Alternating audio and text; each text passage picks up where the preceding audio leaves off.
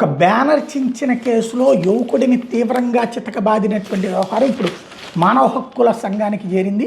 Banner చించాడన్న కారణంతో BC వర్గానికి చెందిన యువకుడిని పోలీస్ స్టేషన్కి తీసుకెళ్లి థర్డ్ డిగ్రీ ప్రయోగించిన ఘటన చిత్తూరు మండలం బిఎన్ఆర్పేట గ్రామంలో బుధవారం కలకలం రేపింది.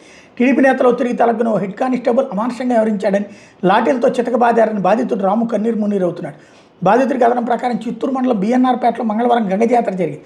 టీడీపీ శ్రేణులు ఏర్పాటు చేసిన బ్యానర్లో తన ఫోటో ఉండడం నచ్చక యువకుడు రాము ఆ బ్యానర్ని చించేశాడు. దీంతో స్థానిక టీడీపీ నాయకులు కార్యకర్తలు అతన్ని ఎన్ఆర్పేట పోలీస్ స్టేషన్కి తీసుకెళ్లారు. అక్కడ హెడ్ కానిస్టేబుల్ కిరణ్ లాఠీతో రామును విచక్షణారహితంగా కొట్టాడు. ఒళ్ళంతా రక్తం గడ్డగట్టేలా వాతలు పెట్టడంతో పాటు చేతులు కాళ్ళ మీద తీవ్ర గాయం చేశాడు. స్టేషన్లో ఎస్ఐ లేని సమయంలో ఈ ఘటన జరిగింది. జిల్లా పరిషత్ మాజీ చైర్మన్గా చెప్పుకుంటున్న టీడీపీ నేత అనుచరుడు శ్రీను పోద్బలంతోనే తన మీద ఈ దాడి జరిగిందని రాము ఆవేదన వ్యక్తం చేస్తున్నాడు.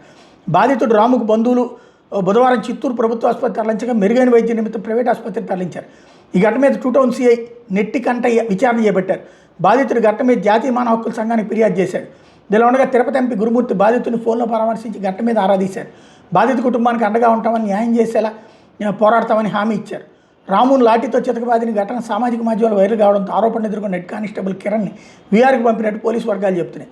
వీఆర్కి పంపడం మాత్రమే కాదు, ఘటన మీద పూర్తిస్థాయి విచారణ జరిపి బాధ్యుల మీద కఠిన చర్యలు తీసుకోవాలని ప్రజా సంఘాల హక్కుల సంఘాలు డిమాండ్ చేస్తున్నాయి.